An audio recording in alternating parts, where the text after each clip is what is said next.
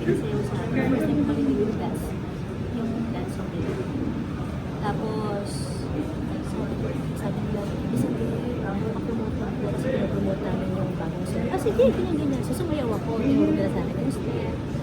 Tapos, after nun, madalas ko na silang nakikita online. Sabi ko, nakakatuwa naman ng baby dolls.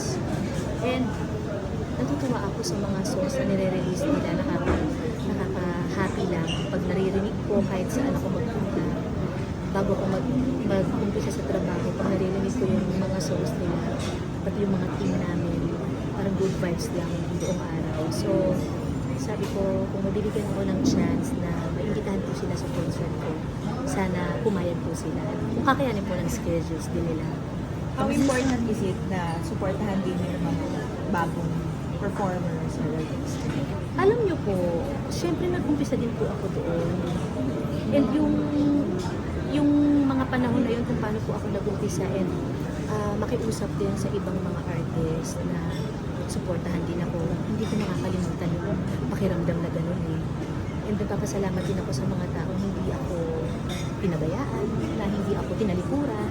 So kaya din siguro ganun lang din po yung pagtulong ko or pag-support ako na sa mga kahit sa mga bagong mga artist natin sa industriya. Basta kaya ko naman, inibigay natin yung suporta natin sa kanila. For sure, nagkaroon na kayo ng rehearsal ng baby dolls. Kamusta yung pakipag-work sa kanila? Sa ngayon wala pa. Wala. Baka next week. And looking forward ako doon. Kasi sa ngayon, inaayos pa namin lahat yung mga repertoires na gagamitin namin with the baby dolls. Ready ka makipagbakbakan sa sayawan? Sa sayawan. With baby doll. Wow! Ay, Diyos ko Lord. Siyempre, Challenge diba? accepted. At ako yung nag-request sa kanila. So, pinagbigyan nila tayo. Kailangan natin gawin ko ng maganda. So ano pala preparation? Kasi ngayon, di ba, after mong mga anak, in just a few months, Opo. pinakita mo na na very fit ka na physically. Meron ka bang specific na ginawa para to go back to your original size and After giving birth po, siguro talagang mas kailangan ko kasi talagang ingatan yung sarili ko. So, mas nag-iingat talaga ako sa food na kinakain ko everyday. Kasi before talaga, sa hilig kong magluto, napapabayaan ko yung sarili ko. Kung kahit anong gusto kong kainin, ganyan. And nung nanganak po ako sa pangalawang baby namin, sabi ko, hindi pwede na kung ano lang gusto kong kainin, kakainin ko. conscious ka? Kasi makikita rin ng mga bata. At the same time, nakikita ng mga anak ko, ay ito pa rin tamang pagkain. Nakikita nila sa nanay nila. And before, nagbalik din po ako sa workout para na rin po sa preparation ng concert ko. And yun po talaga kasi yung kailangan ko sa trabaho as a singer. Kailangan talagang medyo active ka talaga sa pagtakbo. Sabi mo nga mas personal yung mo ngayon, yung concert mo ngayon. So, yung mga song ba na kakantahin mo is sarili mong ng song lahat? Mas marami tayong songs na in-repair and yung mga songs na to talagang original songs ko na na-release ko na siguro mga ilang taon na rin ang nakalipas. And nung ni-review ko lahat ng mga songs ko na nilabas ko dati bago pa ng pandemic, ang dami palang mga magagandang songs pa na gusto kong maiparinig ulit sa mga tao.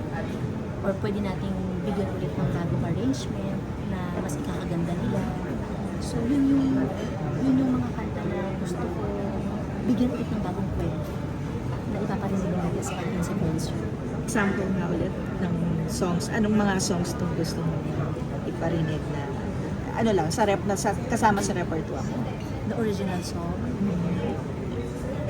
Actually, bukod sa Patuloy ang Pangarap, meron po ako isang song doon na ito po ay kanta ko kay For Mama Bar.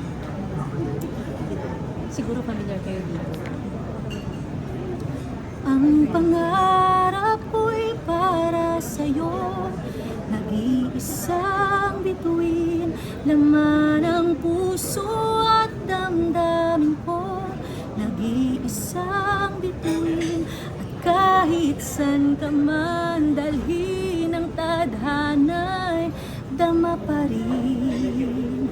Dahil tayo'y nakatipid sa iisang bituin. Thank you so Aside from much. that, meron ka bang dedicated song for your kids? Of course. At yan ang abangan ninyo kasi yan ang hindi mawawala. Siyempre, alam nyo naman po na napakalaking parte ng buhay ko, career ko ang Mama Bob, na kahit wala na ang mama dito. So, pangalawa ang aking family, si Sylvia at Sylvia and ang husband ko.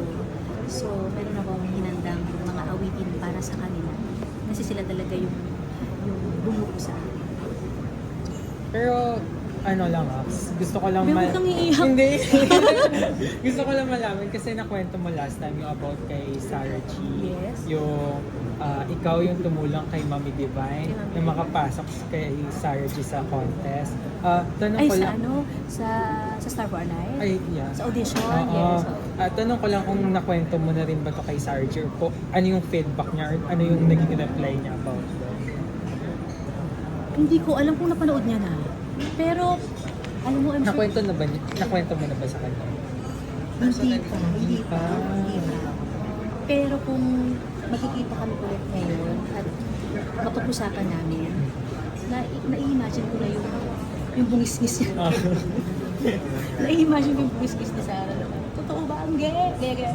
Tapos parang maikukwento ko na naman sa kanya na napakalinaw talaga kung paano nag-umpisa yun. Kasi hanggang ngayon napaka-clear sa isip ko talaga kung paano tapos yung landas namin yung mga divine, paano ko sinabi sa kanya hindi pwede. Alam mo yun? Galing mo. Or at least ngayon, 15 Kala ko years tatanungin mo na. naman kung paano nakuha ko na ba yung komisyon. Oo nga. Hindi ko Ayun na yun. kinuha yun at okay na yun. Wala. Joke lang, friend. Isang anong story behind dun sa invitation with Vilox Brigading and sino po yung isa pang draga? Si Precious. Si Precious. Precious. Oo. Ano pong story behind that sa pag-invite mo sa kanila for a 15? Kasi marami talaga akong kaibigan na nag-drag. And fan talaga ako ng mga Drag performers. Yes, ng mga performers na nag-drag. So, sabi ko, ang dami ko ding mga supporters na nasa industriyang drag queens, yes. So sabi ko, kung mabibigyan ko ng chance, kasi dati talaga, na-invite ako na gumawa ng isang production number as drag queen. Hindi lang natuloy. So, sabi ko, kung hindi natuloy dati, bakit hindi natin gawin sa Araneta Coliseum basta tama yung songs, tama yung mga taong kasama ko, and sila Brigading kasi talagang naka-work ko na before kilala ko na sila bago pa mabuo itong concert na to. So, nung inubuo namin yung konsepto ng Akinse at chinek namin ang kanilang mga availability, naiayos naman at naswak naman. So magda-drag ka din dito. Secret. Gusto mo yun ba? Ang arte ko ba? Po? Kailan ka pumunta ng O?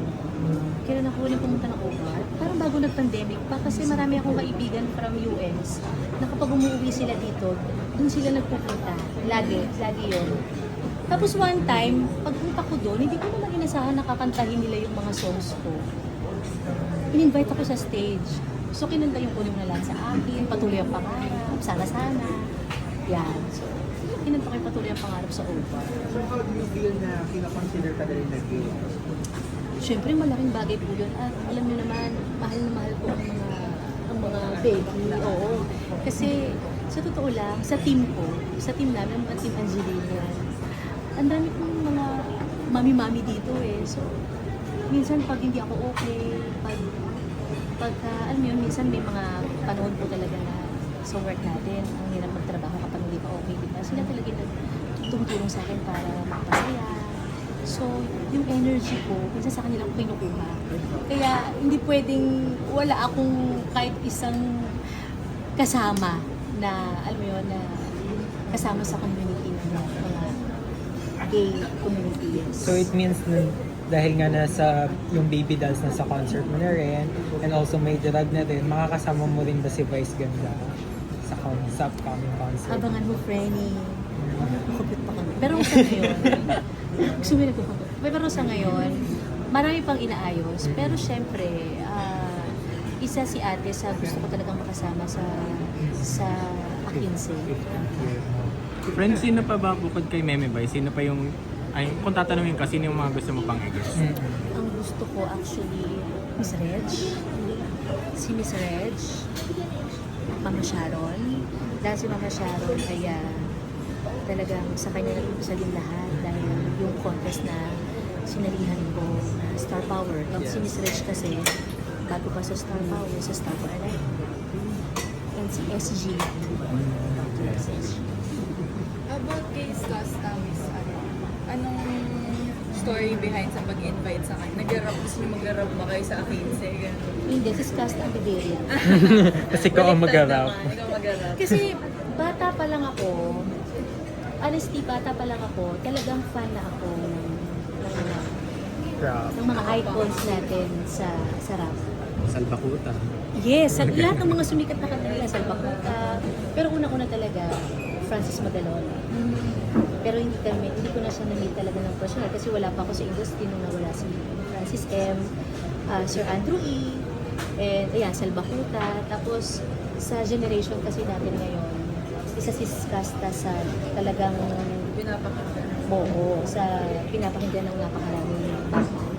So sabi ko, kung pwede naman talaga at mapagbibigyan tayo ni Skasta kahit suntok sa buwan, why not do that? And yung husband ko kasi talagang fan ni Skasta. Ikaw po, anong song ni Skasta yung alam niyo or favorite niyo? Lagabo. Lagabo. Example. Sample daw. Gusto ko sasayawin ko siya. Tinawanan mo ko. Tinawanan ko. Supportahan niyo naman. Pero pag wala ka sa akin, siya. Alam mo na. Alam mo yun. Yes po. Na-mention mo si Ate Rey. Miss Resh, yes po.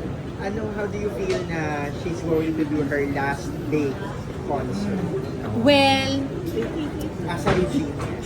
sa totoo lang, ito i-share ko lang po. May time na kinausap ko si Miss Reg na actually hindi nga to text message. Nawakan ko yung kamay niya.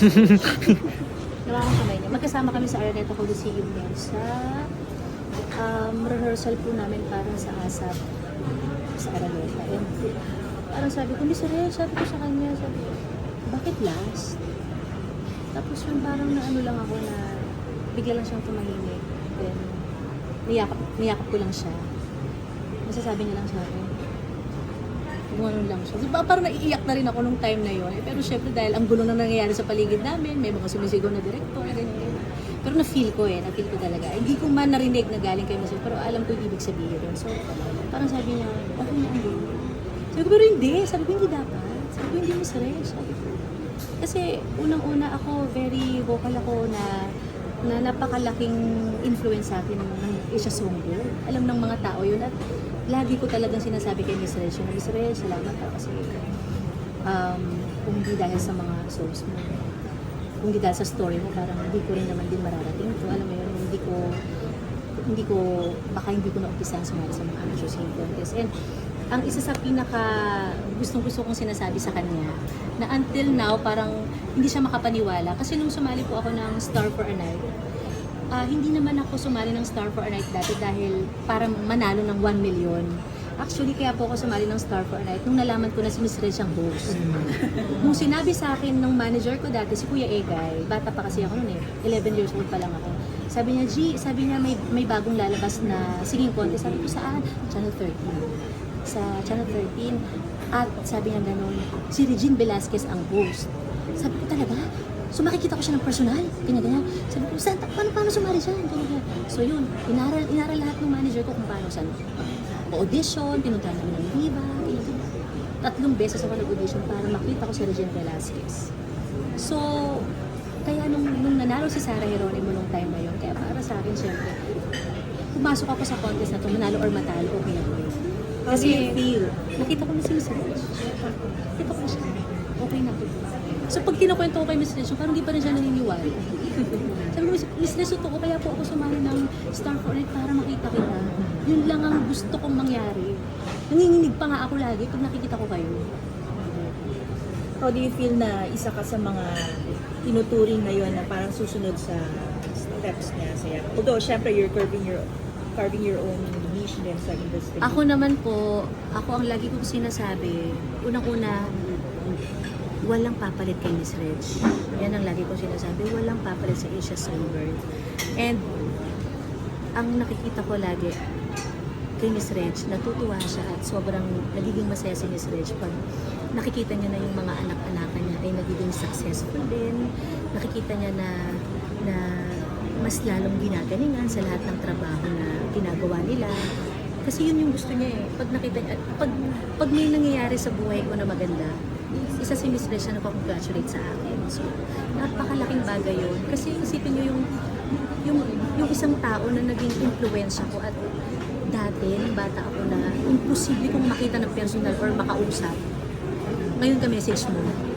Di ba parang nakakaligo sa pool. Hindi, so totoo lang pag nagdi-dinner kami sa kanila, niloloko ko siya. Mr. Makikiswimming po ako Oo naman siya.